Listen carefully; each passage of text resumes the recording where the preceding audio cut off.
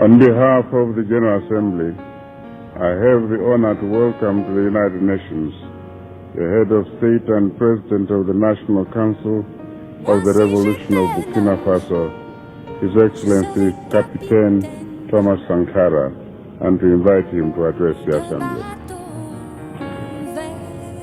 Monsieur le Président, Monsieur le Secrétaire Général, honorables représentants de la communauté internationale, je viens en ces lieux vous apporter le salut fraternel d'un pays de 274 000 km² où 7 millions d'enfants, de femmes et d'hommes refusent désormais de mourir d'ignorance, de faim et de soif, tout en n'arrivant pas à vivre véritablement depuis un quart de siècle d'existence comme État souverain siégeant à l'ONU. Je viens à cette 39e session vous parler au nom d'un peuple qui, sur la terre de ses ancêtres, a choisi dorénavant de s'affirmer et de s'assumer dans son histoire, dans ses aspects positifs comme dans ses aspects négatifs, sans complexe aucun. Je viens ici enfin, mandaté par le Conseil national de la Révolution du Burkina Faso, pour exprimer les vues de mon peuple concernant les problèmes inscrits à l'ordre du jour et qui constituent la trame tragique des événements qui fissurent douloureusement les fondements du monde en cette fin du XXe siècle. Un monde où l'humanité est transformée en cirque, déchiré par les luttes entre les grands et les semi-grands, battu par les bandes armées, soumises aux violences et au pillage.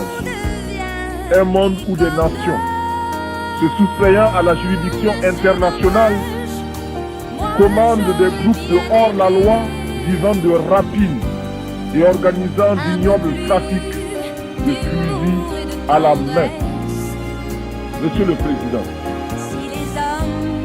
je n'ai pas ici la prétention d'énoncer des dogmes. Je ne suis ni un messie, ni un prophète. Je ne détiens aucune vérité.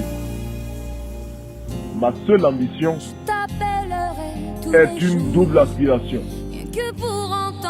Premièrement, pouvoir en un langage simple, celui de l'évidence et de la clarté, parler au nom de mon peuple, le peuple du Burkina Faso. Deuxièmement, parvenir à exprimer aussi, à ma manière, la parole du grand peuple des déshérités, ceux qui appartiennent à ce monde qu'on a malicieusement baptisé tiers-monde. Et dire, même si je n'arrive pas à le faire, comprendre les raisons que nous avons de nous révolter. Tout cela dénotant l'intérêt que nous portons à l'ONU. Les exigences de nos droits y prenant la vigueur et la rigueur de la claire conscience de nos devoirs. Nul ne s'étonnera de nous voir associer l'ex-Haute-Volta, aujourd'hui le Burkina Faso, à ce foutu méprisé. Le tiers-monde que les autres mondes ont inventé au moment des indépendances formelles pour mieux assurer notre aliénation intellectuelle, culturelle, économique et politique. Nous voulons nous y inscrire, sans pour autant justifier cette gigantesque escroquerie de l'histoire. Encore moins pour accepter d'être l'arrière-monde d'un Occident répu.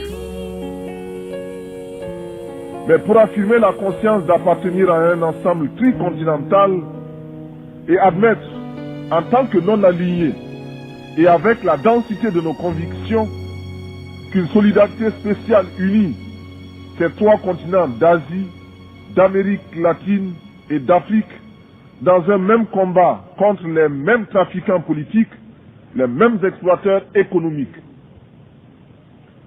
Reconnaître donc notre présence au sein du tiers-monde, c'est, pour paraphraser José Marti,